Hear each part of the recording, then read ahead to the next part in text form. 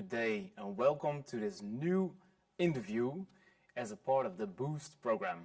My name is Rudy, and I will be the sidekick today yet again in this third interview on mobility, coming to you from the University of Technology in Eindhoven. This Boost program is actually a specific special program for some of the startups here in the Western European region, and it's funded by the EIT, Western Europe. Some of these young aspirational entrepreneurs are following these interviews, and you can also join us with watching this live or maybe in the retake on YouTube. There are possibilities to ask questions as well, because yet again today expert on mobility, Carlo van der Weijer, will conduct the interview with a new guest. After we were in contact with Amber Mobility and as well with Tom Selton of Lightyear, the solar car, you might want to look back to those interviews. Today we will have the guest coming from Belgium but working in the Netherlands for quite some time already, Kristof Vereenooghe, CEO of EV Box Group. He will tell you all about his EV solutions. And yeah, what I said before, please feel free to interact with us by chat. For this interview, including the interaction, we've got about 1 hour. And Carlo van der Weijer, fellow at the TUE, expert on mobility, sharing the same car, or actually the same type of cars, not car sharing between the Dutchman and the Belgium guy. A warm welcome to you again. Are you ready for this third interview? Yes, full race. Thank you. All right, so I will be conducting the chat, so yet again, if people come up with questions, I will pass them forward. Okay. Good luck. Right, so keep on coming with the questions. There were a lot of interesting ones, so there's some clever people amongst you, so thanks in advance for that. But welcome back. Third session indeed. We had already 2 sessions with startups, and it's all on behalf of startups, and also try to teach other startups what's important in raising your company up to multi-billion lines, beating Apple and Google and all the other ones, being the biggest company in the world. So thanks in advance for that. But yeah, what's the things in the beginning that are important? And we had this, I think already also to my point of view, very inspiring sessions, the first ones. The first with Tom Selton that specifically said often, what are you going to do yourself? What do you do in partnerships? The second one, we talked about the investments and how you start up financing everything. Starting Hans de Penning from Amber Mobility talked about the friends, fools and families where you start with and then make the jump to these investors, these big evil people that turned out not to be so evil but had all these nasty questions. So please look back at that if you want to have some more details on that one. That's a lot of lessons in those ones. There must be a link somewhere, probably also a link to this one. But now, indeed, welcome Kristof Vereenooghe. That's how you pronounce it in English. Pleasure. We both drive electric, of course. You have to experiment. 8 years ago, I thought it was an adventure, and it was an adventure, but it's more and more comfortable thanks to the fact that there are more charging facilities, and that's part of your background. Now, you're a little bit, with all respect, less junior than the former 2 startups, but that's also... It's my grey hair or what? No, it's your how you say this? The stage of the company. Probably. Yeah, that's the stage of the company, but also your seniority. That's a positive way to talk about it. Like mine, probably, I hope. But the thing is that, we have now this charging infrastructure, which makes it less adventure to go driving around with your electric vehicle. But you're actually in a scale-up phase. We'll talk more about that, but that's not the first startup you're starting with. You have a very long background in startups, so we hope to learn a lot from you. Yeah. But maybe it's good to give a little bit insight in your history and how it came to the EV Box Group, where you're now CEO. Pleasure. So my name is Kristof Vereenooghe, and about 6.5, 7 years ago, I got in touch with actually I was in the cloud software business before that, and tired of traveling back and forth every other week to the US. So looking for, and by coincidence I came in contact with another software entrepreneur, and we got in touch about an opportunity about this Dutch company. EVBox was looking for next phase, and so long story short, acquired the majority of the shares with a Dutch private equity player. It was a company based outside of Amsterdam in Almere, 18 people at that time, and a couple of million in revenue. had a successful install base. We were actually market leader already in the Netherlands, but those were the early days. I'm talking 2014, 2015. They started a business in the Netherlands, which I call the Silicon Valley of EV charging worldwide. I mean, the Netherlands is the most developed country when it comes to EV charging. It's where connected stations were applied in the early days, already in public, where smart charging was defined already before the definition of smart charging was existing. Open standards and protocols were defined, but also interoperability and roaming between the different players. So, small company, we started from there. I mean, only doing business in the Netherlands that time. Purely a Dutch player, so I had to change the team. And actually, long story short, today there's still 2 people from that time.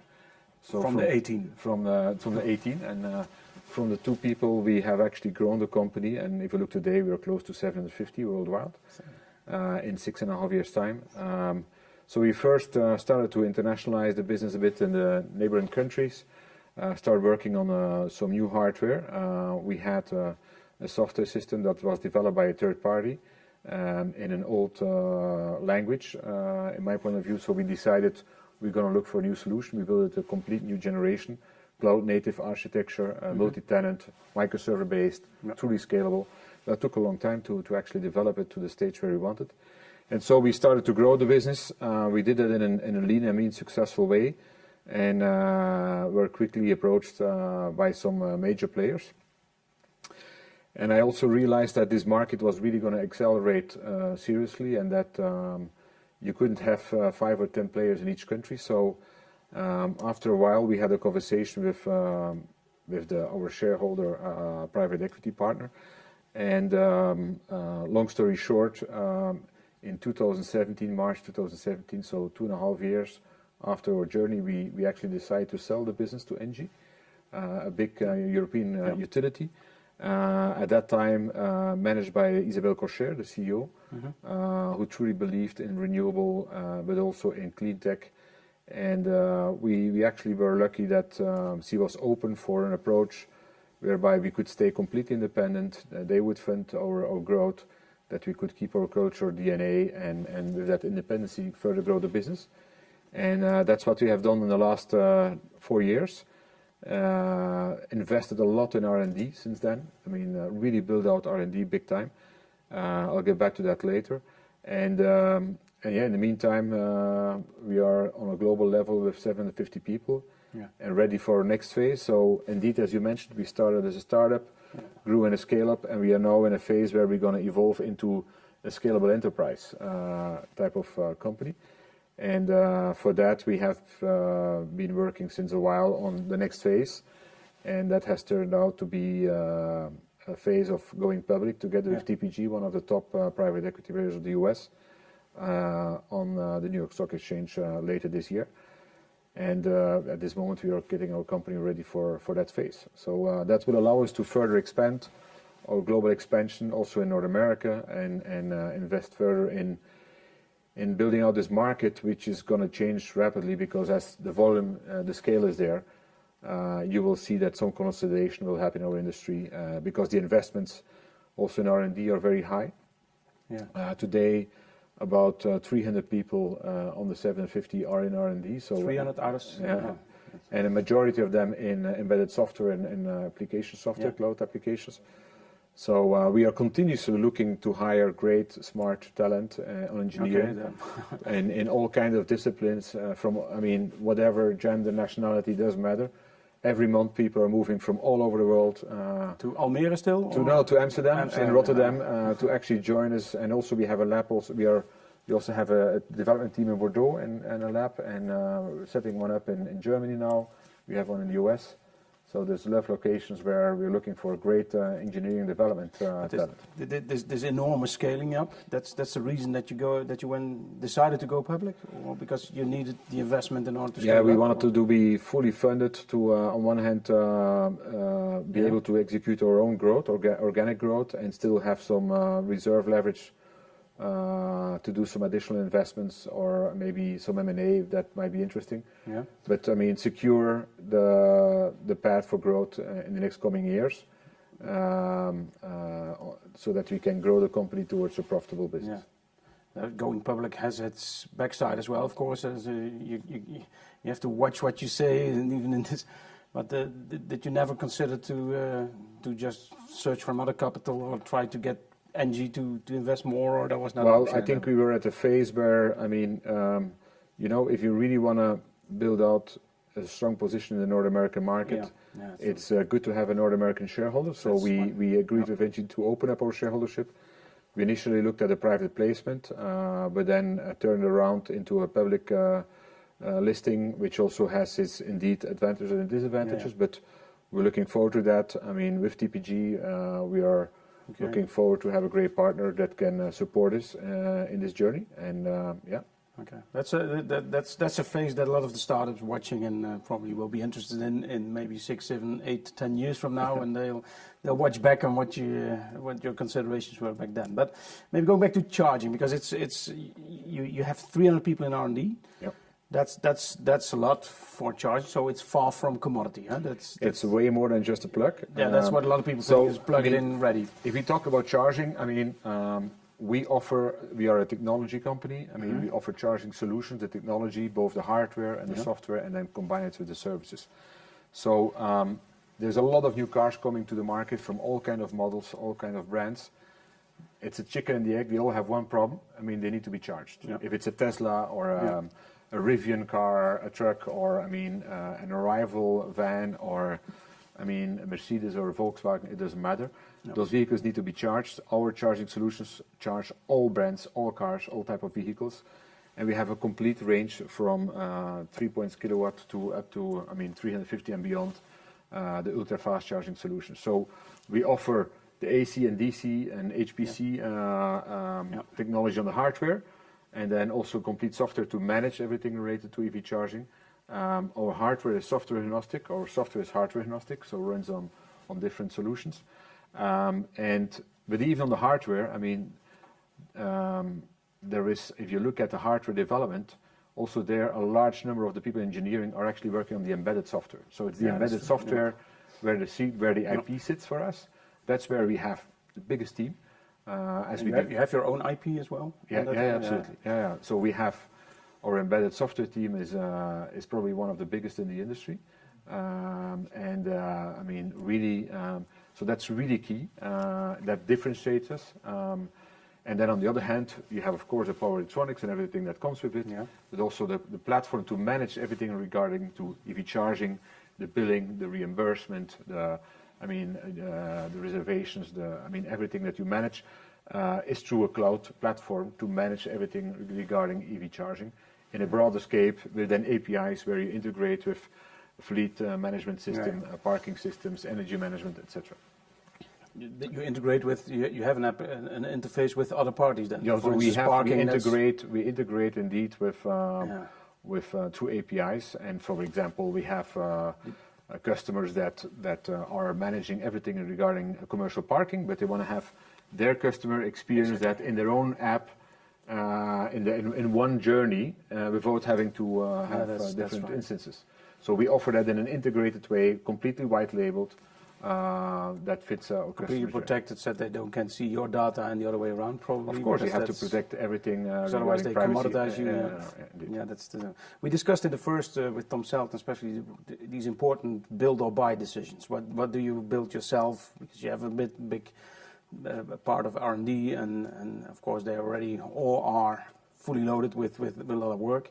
Always overloaded. Always overloaded. Always late. And always you have to decide, okay, yet another thing, we rather build it because we want to keep the IP of our own rather than buy it. And like Lightyear does a lot of buying decisions and a lot of combinations with other people now with Bridgestone, etc. So they decided to go that, but they still keep focusing on certain things that want to have propriety.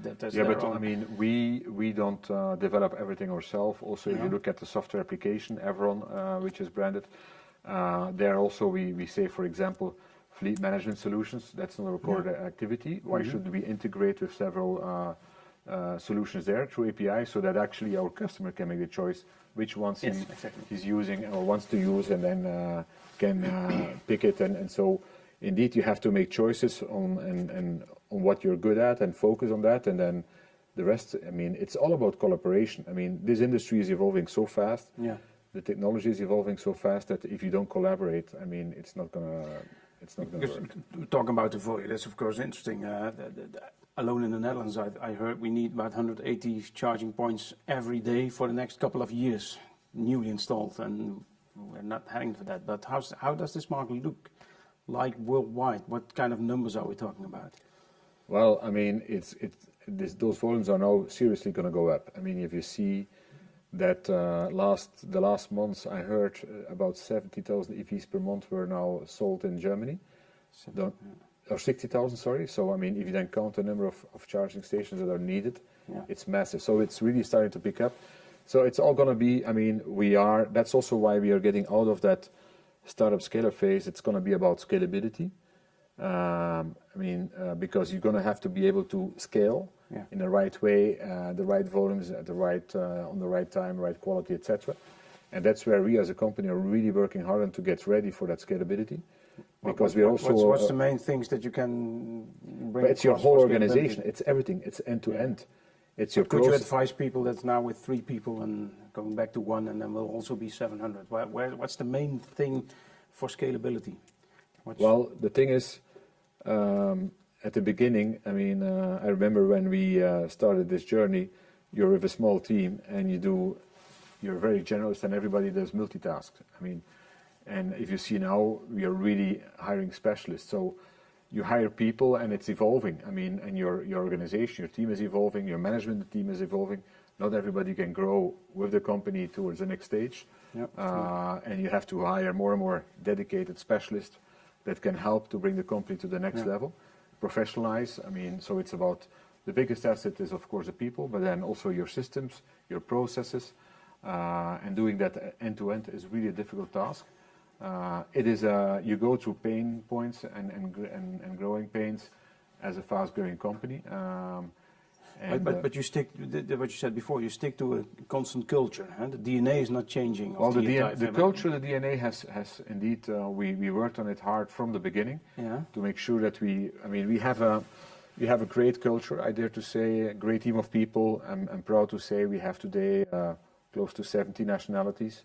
I mean, average age is about 33 in the company. But also, I mean, diversity, inclusion is part of our culture. But also, we are very passionate about what we do. We keep that entrepreneurial agility, although we are growing up as a company. But what is very nice in our business is that everybody is very purpose-driven. We are making an impact. I mean, we are in an industry that is fast-growing, which is cool. But even more important, we are helping to solve part of climate problems. This is the thing. You have a clear purpose. There's environmental issues, but even more important, air pollution. I mean, air pollution is huge. Yeah. I mean, if you breathe in New Delhi every day, just by walking there, it's the same like smoking 44 cigarettes. So, I mean, the air pollution is dramatic, and we are really making a positive impact on that. Yep. We, for example, we plant a tree for every charging station that we ship. I mean, last year we shipped over 100,000. We planted, I mean... not in Amsterdam, I hope. No, all over the world. I know we do it in areas that suffered from fires and less favorable neighborhoods, etc. Okay, so we really want to contribute and give back to society and make a positive impact. Not only in writing, but really by acting. By acting, by doing it. Then these talented people should choose either this or to maximize the number of clicks on a certain site. That's where a lot of people will spend their talents on. Yeah. So then you rather do something with a purpose. Well, if you can do something that you give something back to society, you make a positive impact on the future, also to our future generations. Yeah. I mean, I'm a dad of 3 kids. I'm proud. I mean, we talk about it at home. I mean, and I mean, it's great if you can make a positive impact. It's a better story than look what Daddy has done. We maximize the number of clicks on this advertisement site. Yeah. So that's a better story. So you have this purpose very clearly. Yeah, that's what attracts people. It's a main. And that's also the basic for the culture. Yeah, and that was already when you were with 2 people. No. We actually created it. I mean, it wasn't really there when we started. Actually, my first new hire at that time was a guy from Portugal who didn't speak English, Dutch, sorry, so that commuted to the Netherlands first, and so I had to change to English, and that was also one of the reasons why we had to transform the team a bit, because not everybody was used to work and live in English every day in that startup. But it was a reason. Okay, let's move to Amsterdam. Let's have an open office space. Let's being able to attract young talent that can work with public, that can come to work with public transport, etc. And said we have actually built that culture with hashtag EVProud. We call ourselves EV Boxers. I see you smiling while you're telling, so that's something it's you're really passion. that's something that you're really sincerely proud of. Absolutely. But changing culture is something that you cannot plan. It's not. That's from July 20th we will have this new culture. That's not how it went. So you have to just push and facilitate. Is what you did. Open Embrace culture. it. Change language. Open. Have this purpose clearly there. Oh, that's a cool one. That's it. Oh, you had immediately the questions come in. Through the live chat on YouTube, and it has to do with language as well. So you switch from Dutch to English, but this actually has to do with the software language. And if I'm correct, you did change something in the software as well about 5-6 years ago. And Tamoor is actually asking a very specific question: are these chargers following OCPI or OCPP? No. So a good question. Actually, it's a good question. So there are two different type of protocols. So the OCPP is actually the connection between the charging station and the backend, and then OCPI is about between the mobility service providers, the different backends, the communication there. And so we use both standard protocols, OCPP and OCPI, and an alternative for OCPI is OICP, that is used by a German aggregator. That is one that we don't apply. We use the standard open protocol that is pushed forward from the industry, and our software is based on an open architecture. Truly cloud native, microserver, multi-tenant based, truly for scalability, and completely developed in house. So when you thought of it, you already had scalability. Absolutely. So we had a software system which was in the past built in .NET. With not the greatest UI and UX that we used for a very long time. So it was good. Up to maybe 100, 150,000 users, but not for the millions and tens and maybe hundreds of millions of users in the future. And then you read, many companies actually didn't change and converted their software from a data hosted solution, from on-premise to a data hosted solution, and it's kind of a hybrid. But if you really want to go cloud, you go cloud native architecture. Mm-hmm. And so we had to restart from scratch without using a single line of code and build a complete new system, which is a very tough job. But we are happy that we did it, because it's going to help us in our scalability in the future. It's worth the work. And if you allow me, I have another question. Yeah, maybe John remark on this, because we talked about culture. You ask a technical question, and he has the answer as a CEO, which is something that you also see in high tech. That even CEO is very, very technical, in-depth knowledge. But they have a passion for the technology part and the innovation. But it's probably something in the culture that the entire company then has, this passion for technology. And indeed we are, in a fast-moving environment on that level. And I think if you really have to know the technology part well, and it's something I have a passion for, so it's something I will do as long as possible. What did you study, by the way? I'm also an engineer from background. An engineer background, It can go right with engineers. So, okay, you had another question. Definitely. So by the same Tamoor, and it's maybe on culture as well, but not within the company. But he's really diving into your in your website. So who knows? You've got someone who's applying for a job anytime soon. But he said, I see on the EV Box website there is a residential charger option, which can be installed in shared spaces. How does the charger avoid vandalism and letting any other people use that private charger? I don't know if that's actually an issue, because out on the street, you also have... It's a software and a hardware issue. Yes, and also a culture on how people... No, but it's a combination, and it's all secured. And we live with that daily on larger scales, also in multi-unit dwelling, apartment condominiums, but also like Schiphol, we have hundreds of stations at Schiphol Airport.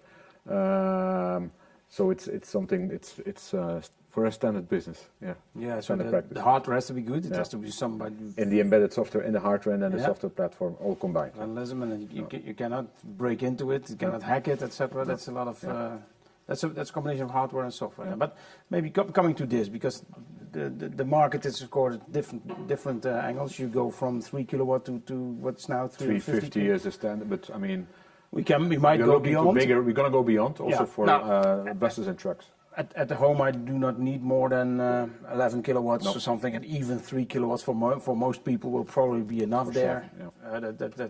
That's enough. But that's now people, and I'm in the lucky situation that I have my own driveway so that I can charge it over there. Now, with the current electric vehicles, the first users probably have such a driveway, but now we come to the people that do not have their own service, etc. Well, that varies. Is that changing this country to country? I mean, if you look in the US, majority of the people have, residential, have their own driving garage. In the Netherlands, it's already less. If you look at, for example, major cities like Paris and others, it's all condominiums. Zero. Yeah. And there, people, you see more and more condominium charging in the apartments, but also what you're going to see more and more charging hubs. Also in the past, the majority, so if you look at the evolution of EVs, you had a couple of full battery electrics and then you had a lot of plug-in hybrids. Yeah. I'm happy that period is going away. It's going full plug-in hybrids, full battery electric, because that's purely the clean car it should be. And so also in the past, most of the cars could not charge DC yet.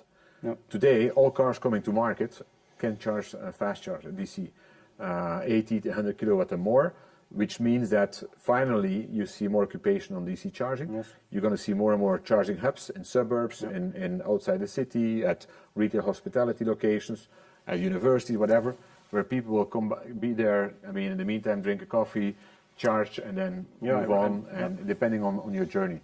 Because the new fuel station is not a fuel station where you just get your cigarettes and a quick coffee and move on, but it's probably a more relaxing thing where they add value by hosting you. Yeah, and then where you're going to do some emails or a conf call in the meantime and then move on. Yeah. And actually also travel in a safer way that way.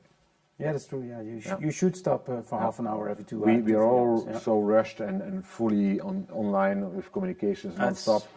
So having a short stop to do your mail and Slacks or whatever, makes sense. That surprised me as being always in a hurry, etc. When you go to Switzerland, now I have to stop 2 times half an hour, which you just accept. You start recognizing, why did I have to hurry in the old days? Can't remember anymore. Yeah. That's true. But this shifting from home charging, which is, I think most of the kilowatt hours now will be charged at home, but it's shifting to home. Residential charging and workplace charging will stay the bulk. And workplace, you say, so that's a combination. Yeah, workplace as well. That's those two will stay. Will keep on being a majority of the charging where it's going to happen.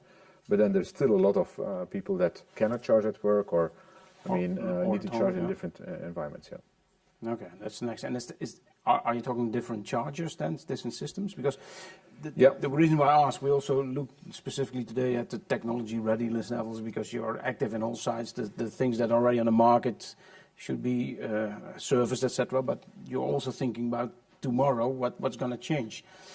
For instance, a lot of people say, but inductive charging, why not put induction on the roads so that cars driving over it will be charged? You hear that already for tens of years. Neither of us is a believer. No, it's not going to happen. That's not going to happen. You're going to be firm on that one. And even inductive, what we see, we are close partners with the major OEMs, the automakers. Okay. And they have given up on inductive charging. It's off the planning, It's off the planning. Also not stationary inductive. So the moving is too silly to be true. But also stationary is not going to happen, what you say. No, they took a different path. Pricing, efficiency, safety, there's many reasons why not doing it. But indeed, what you see is that the technology is evolving. For example, we are now launching, we launched last week, a complete new generation of DC charging, modular technology, so that actually a customer can start with a 90 kilowatt charger and then can upgrade it as there's more occupancy. He can charge 2 cars at the same time. He can upgrade it from 90 to 240 kilowatt in steps of 30. So it's really built that you can grow your business, and based on more usage in metropolitan area or whatever, you can actually upgrade your install base, charge 2 cars at the same time, etc. So those are things that are all evolving, that are let's say the second, the third generation. I mean, and it's a next phase of your technology readiness. Okay, and that's that's what you're investing in. So it's more this scalable applications. Yeah. What else? We hear a lot about vehicle to grid and then grid to vehicle charging back in order so that you can charge for 8 cents and sell it again during the day, so that you can really balance the network as a car. That's a nice. It's a dream of a lot of technology. But I mean, it has a lot of potential. I mean, because I mean, all those driving batteries in cars will definitely have a value over time. But you also have to see that nowadays. I mean, you have the Nissan Leaf, you had the Renault. I mean, but for the rest, there's hardly any cars on a larger volume available in the market. So there is not really a big scalable commercial model yet. Okay. Is it going to come? Yes, it's going to take a number of years before it's going to get to that stage. And in the meantime, we do the R&D, we do some pilot projects, we learn from it. I mean, it's mainly also on the software side, a lot of things need to be done and developed. And this will evolve, and it will depend, it will vary in different segments and also different countries. But that will come step by step. Will it be completely the standard commodity for everybody? No, I don't think so. Okay. But it's something you keep on investing in. It's you have to get that's maybe a lessons for the people I think that on you the have your roadmap, portfolio is on balanced. your technology roadmap, you have things that are planned to go to market or to be launched in the next 18 to 24 months. Yeah. And then you have roadmaps that are way longer, that are more focused on innovation, where you don't focus on short, medium-term revenue generation yet, but more purely develop from an innovation point of view on many topics. Yeah. And let's say from 10 projects, a couple of them will make it towards a real commercial success. You keep on investing in that, although you're so busy with creating your cash cow. You have your stars. You have to continue to invest in future. You have to continue and not get innovation. lazy and I have a cash cow, because sooner or later you need a new cash cow. Yeah. That's maybe the lessons learned for all the people at home starting their business. But at a certain moment, don't be too happy with your cash cow, because you have to keep on innovating in the front line. Yeah. I mean, you can never say, I can sit on my ass and I'm cool and done.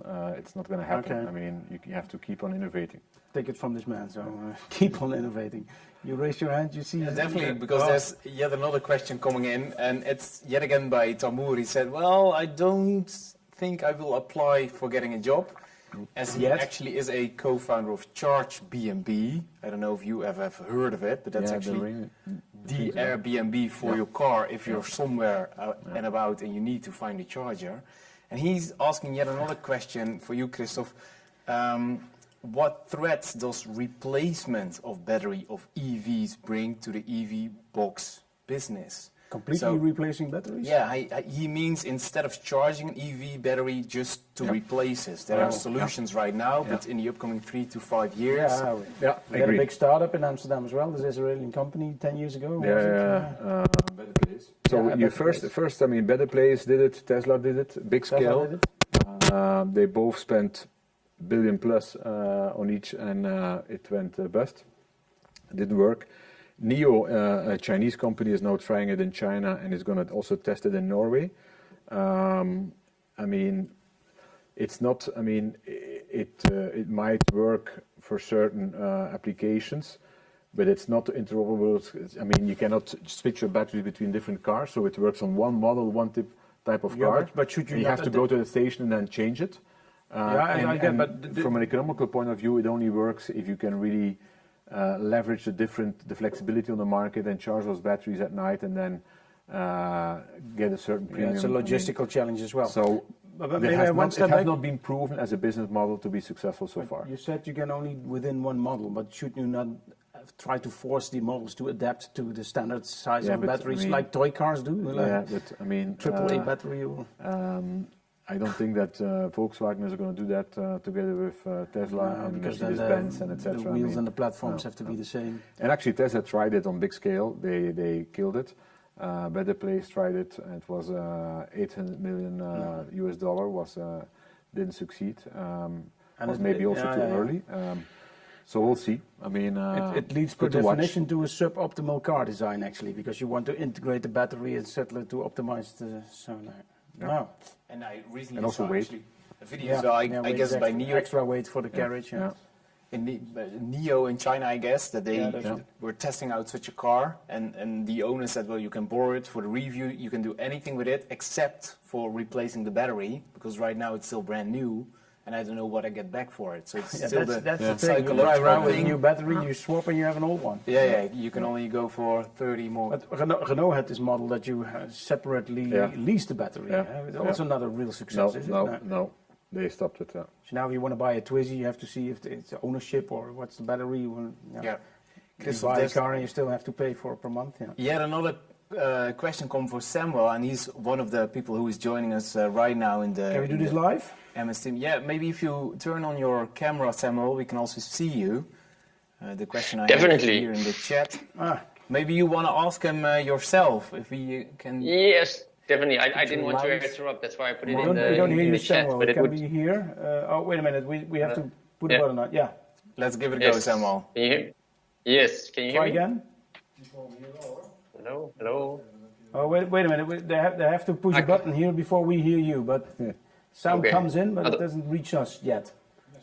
Otherwise, I do has to do with the balance between hardware and software. Yeah, there's something in the hardware-software balance. But that's actually within the question. We have some very knowledgeable audio guys here, but... Carlo, I can also read it because he put it in the chat. Sorry, he's going to read your question for sorry, now. Samuel. We will fix it and we will see you later on because you're very active, we know from previous time. So thanks once more for being here. Samuel is asking in the chat as well, what's the balance between hardware and software? Most of the discussion has been on the software, also in terms of speed of innovation and deployment. So maybe this has to do what your company is focusing on regarding whether you put in the effort. But, as I said, roughly, on the 300 people, there is 200 people or more, 220 in software. I'm talking R&D.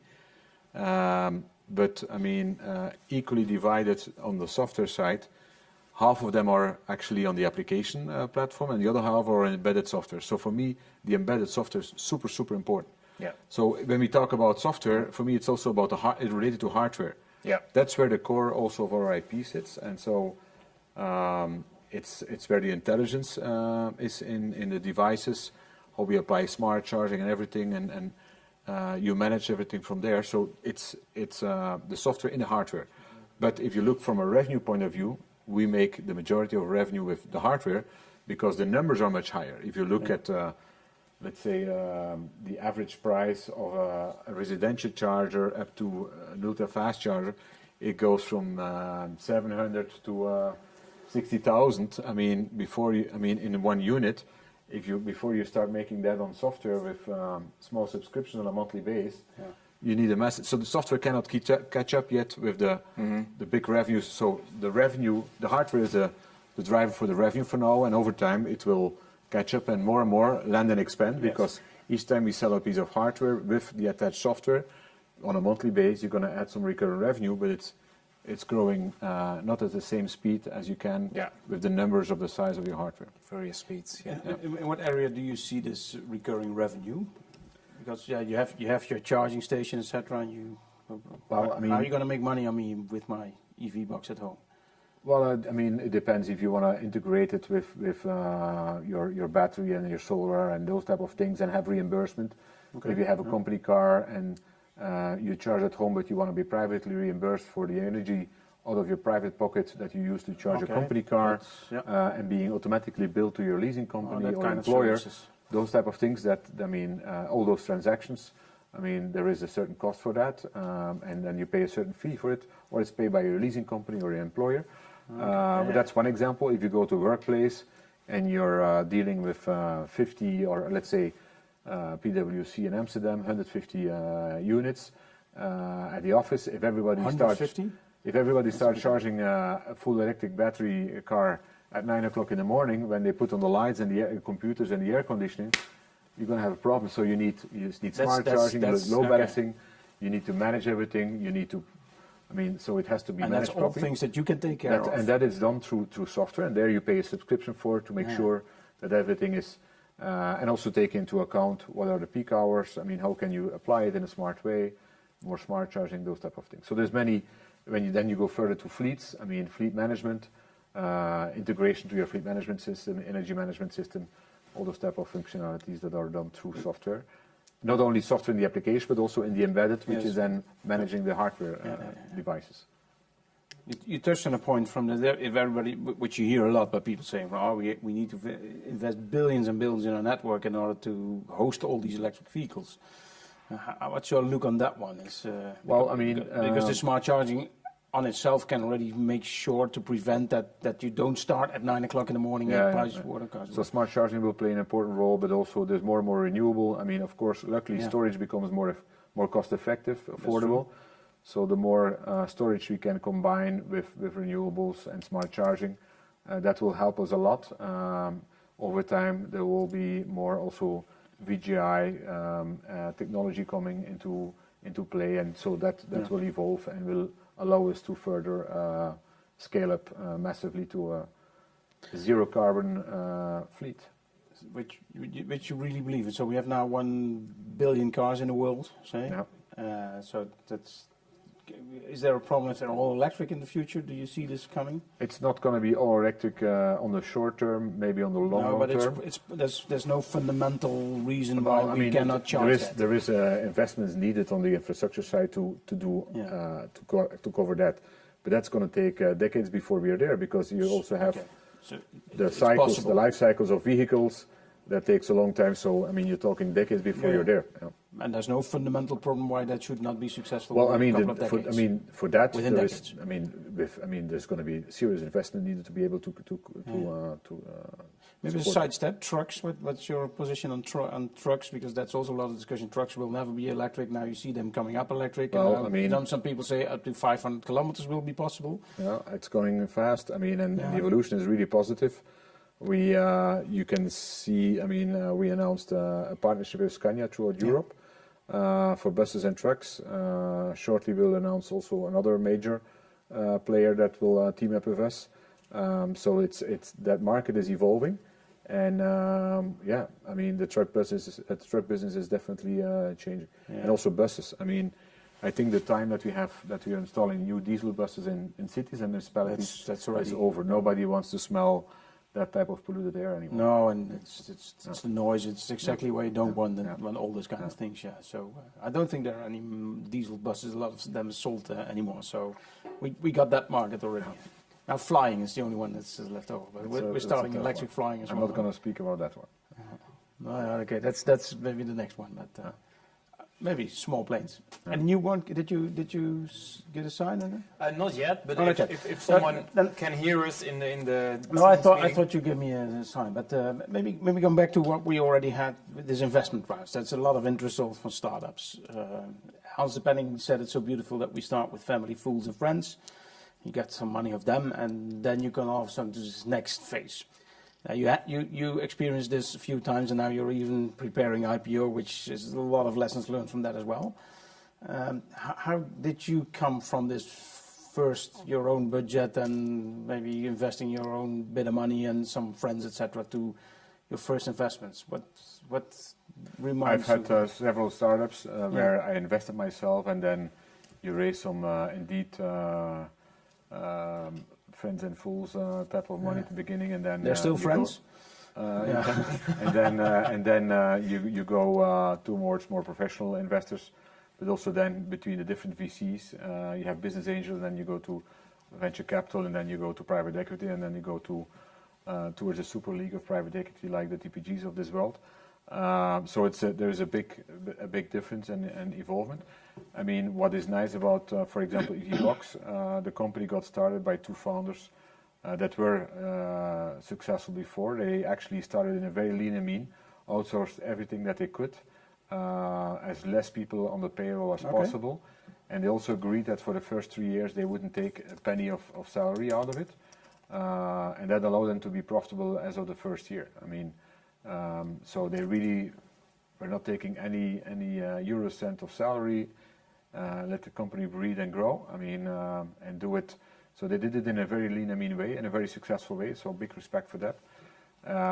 And it was one of the only companies being profitable already in the early years in that technology. I mean, there were not many full on companies the for a while. outsource. Well, they buy were, instead they of were build. I mean, at that time, indeed, outsourcing everything that they could.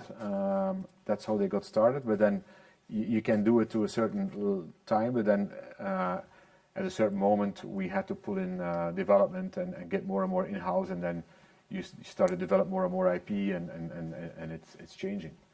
Yeah. So this is maybe a phase that you start with outsourcing, and at a certain moment trying to Try to insource more and start more. as lean and mean as possible. Yeah. Making sure that you always have a bandwidth of 18 months of running cash. Okay, 18 months for running cash. That's rule of because thumb. if you have to negotiate and you're squeezed in a corner, you need it next quarter or next month. I mean, it's a tough one. It's a tough one, yeah. Okay, so get the 18. Oh, we got the technology. Not everybody fixed. has the luxury, but I mean, if you can plan that long, I mean, it's always better. Yeah, that's what also Hans said. It's people that are very tough and hard with questions, etc. But don't fear them too much, because otherwise you give away too much. But yeah, I think that's you have to 18 be months also is a good, transparent. comfortable position to start negotiating, to have this 18 months frame. Do we have technology back? Yes. Just heard. So thank you for that. If I'm correct, Samuel's also Samuel back is still there? and having yet a new question. Let's try whether we can do it live, Samuel. We can see you. And here We can try. Perfect. Can you hear me this time, right? Yes. Yep. Yes. Super. I think there was a lot of interesting discussions going on and what's going down the investor route. I think the other part that was very interesting, and I wanted to kind of get your idea on the supply chain and partners and manufacturing. So the first question was around hardware, but also in the beginning, let's say when you start negotiating or having contracts, how do you work partnerships? How do you choose, let's say, the manufacturing partners for you? And in the beginning, how do you get them to take you seriously? And then when you're at the stage where you are now, how do you get them to scale at the same kind of pace that is necessary for you to meet your goals, right? And are those the same partnerships? So kind of that journey of going from doing two charging locations to, let's say, 100,000, right? Yeah. So if I look back to the history of the company, started with working with some local partners that you trust and that you can build something up with, and you cannot invest a lot of money in the development, so you agree that they do that and they can get a share on each piece. So it's calculated, the development engineering is calculated in the piece price, and so the more you sell, the more you can make. Yep. That works until a certain level. I mean, once you start to become more successful, you're going to pay more and more. So, I mean, that's how the company got started, with smaller local suppliers. And we have been successful with that for a long time. Then started to develop more and more in-house. But then as volumes go up, quality expectations are increasing, etc. It becomes also more complex type of productions. Yeah. We actually, after a number of years, we decided, and that's not too long ago, to change from local or national. We had a couple of suppliers in the Netherlands. We moved it towards big contract manufacturers, top tier 1 contract manufacturers. One of them is known, it's Jabil. They have, I think, 100 plants worldwide, employ, I don't know, 150, 200,000 people, top class tier 1 assembly. So, and they are, those type of companies are now doing the contract manufacturing for us on the AC side, whereby on the DC fast charging stations, way more complex, high added value, different type of solutions. Yeah. We do the assembly in-house. In-house, we have a plant in Bordeaux, we have one in Libertyville, Illinois in the US, and we do that in-house. Yeah. So you have your own plants, but that's so that's for the DC side, to assemble that. On the AC side, it's large volume, and we do not make the investments in our own plants there, because you cannot get the full utilization of your investment. Maybe also on the DC side that could evolve over time, to be defined. I mean, we will continue to look what is the best option, make or buy. I mean, it's an exercise that never stops. But you're not planning to have big factories with chimneys? No, I would rather call it, I mean, we'd rather go for more micro type of factories. I mean, where you produce more national, I mean, in a big region. You could say DACH and UK and France or whatever. Like if you take now Brexit into account, it might make sense to have a certain assembly in the UK to get more flexibility. Oh, Brexit can also lead to more factories in the UK then. Well, Okay. if you see how much the market in DACH is going to grow, if you produce locally, it could be a potential benefit. To be defined. We don't know yet. Okay. So these are the constant struggles that probably startups also come with. But I like what you say that the two guys start with actually outsourcing a lot, and etc. You start insourcing at the moment. That can change during the game. It can be part of a solution. Yeah, cool.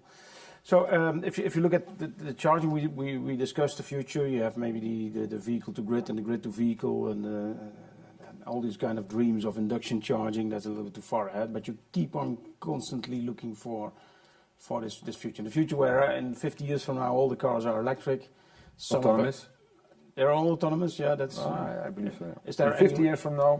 Is there any okay, that's whether they still have a driver is another question, but okay, but they will be for the biggest part autonomous, yeah. But is there any overlap between autonomy and charging? Maybe that you can send out your car to charge somewhere else but cheaper, or what do you see as a potential overlap? It's gonna. Let's say when you park, when you don't drive, that's the first moment where autonomous parking is going to happen, and then maybe in one way or another also automated charging, and that makes sense because you can stop at the parking building and step out, and your car is going to park itself. Plug in. It's already possible today. Parking is already in an autonomous way is already absolutely possible. That's good. You don't have to open the doors, so you need less space, etc. But it can also plug in itself then. Yeah. Well, you don't need inductive charging or whatever. We'll see. Yeah, that's a little bit. But yeah, okay. But in 50 years, everything is electric. Are there some new things on charging area that might pop up? Absolutely. It's not hydrogen, do you think? Hydrogen will play a role. I don't believe it will be big in vehicles. No. It might have in certain transportation a role, like very heavy earth-moving equipment, excavators, those kind of things. But some boats, ferries, there it makes sense. But people that claiming that electric drive is just temporary because hydrogen is going to replace it and also make you. If you see how much investments are going on in the infrastructure, and then pulling it out of the ground and change it again. And also, you have to know that the cost of a hydrogen station compared to a charging station is huge. Yeah, you said the maximum was 60,000 for a DC. Yeah, but you start with a simple one in public in the city for 5,000-6,000, and hydrogen station is massive. And then also the danger. Ask in North Korea what they're doing with hydrogen. It's something that can explode. I'll ask the next time Kim Jong-un is here, so I'll ask him. That's the fourth startup guy that we have here, maybe. No, it's complementary, but it has a different purpose. And that's not going to replace your industry for sure. No. So you have a bright future for sure there. And the balance between the new stuff that's coming on, which you keep on focusing on, that's something that I kept from the discussion. Keep on focusing on this new, especially when you're in the midst of a very big success. Keep on investing in the new one. Yeah. Don't keep sitting on. Any questions from? Okay.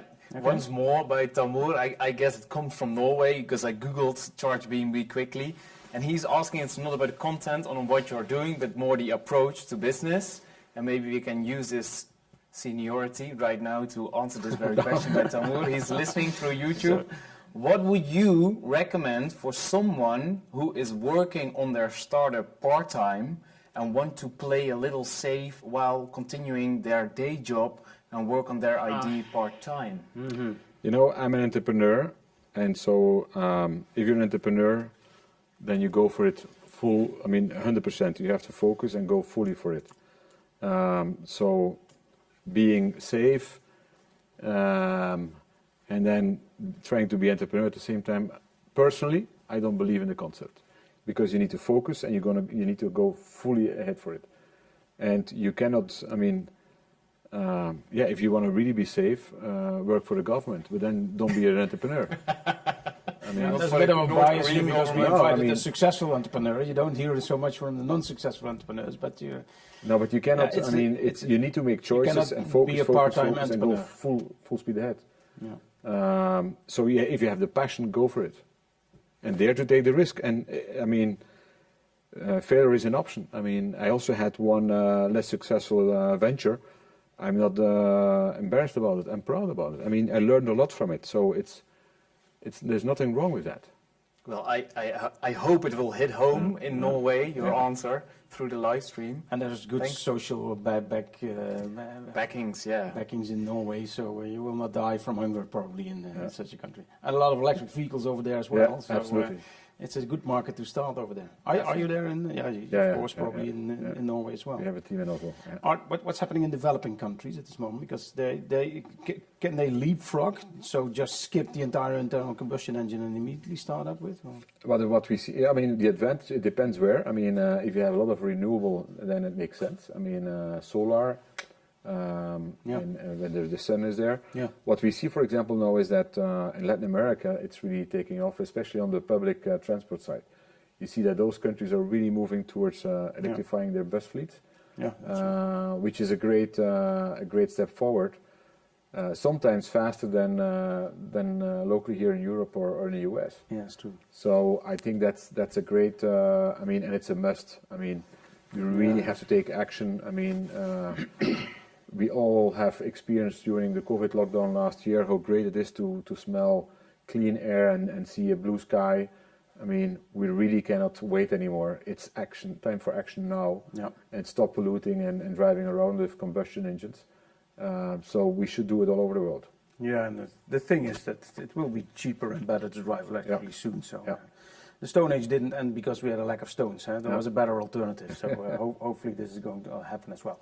I see we are at the end, so we should stick to the timing. Maybe my last question is, that you had all these startups, etc., and I see you every now and then smiling at some things when it concerns technology or the culture of the company. But looking back in this career with a lot of successful startups, and maybe one that you even look back positively on the one that was not so successful, what would you give as a super tip to all these people just being in front of this huge future that they all have?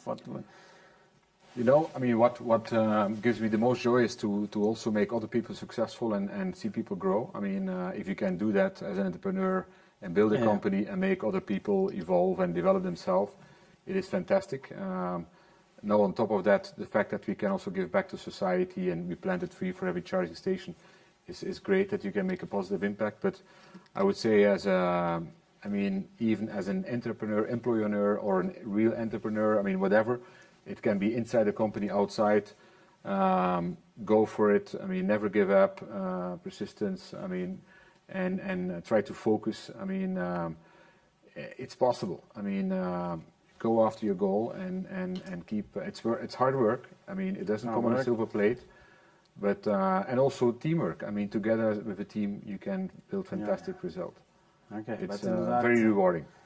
It's very rewarding, but have this goal. It's something that we also from the other ones. You have a sincere belief in a certain goal that makes everything a little bit better, and share that with the people, and then you don't need to steer them so closely. The glass is always half full, and you should keep on thinking positive. I mean, even after the biggest issue you had. Think positive. That's glass is half full, never half empty. And again, be fuller. Yeah. A lot of people say the glass is twice too big, but that you want to grow, so leave some space at the upside there. Yeah. Okay, and focus on. Thanks very much for having me. I'll give the word back to Rudy, but it was an honor talking to you, and we'll continue it here. Sorry that we cannot share that with you, but we'll hear more from you certainly in the future. Thank you. Keep up the good work. Excellent, indeed. Yes, well, we're going to wrap it up over here. Thanks so much for joining us once more, whether it being through YouTube or maybe when you were in the MS Teams in the special program of the mobility program. This was the interview with Kristof Vereenooghe, if I may say so in Dutch, the CEO of EV Box Group. If you'd like to see the other ones, please follow the links surrounding this very footage. And next time, June 15, we will be here with our latest and fourth interview, also being conducted by Carlo van der Weijer, and that will be with Yuri Steinboeg. He's a rather young entrepreneurial guy, and he works on modular robots, also for drones. So that's going to be interesting and a whole new field of mobility yet again. My name is Rudy, and it was a pleasure being here once more. Hope to see you next month. Good day.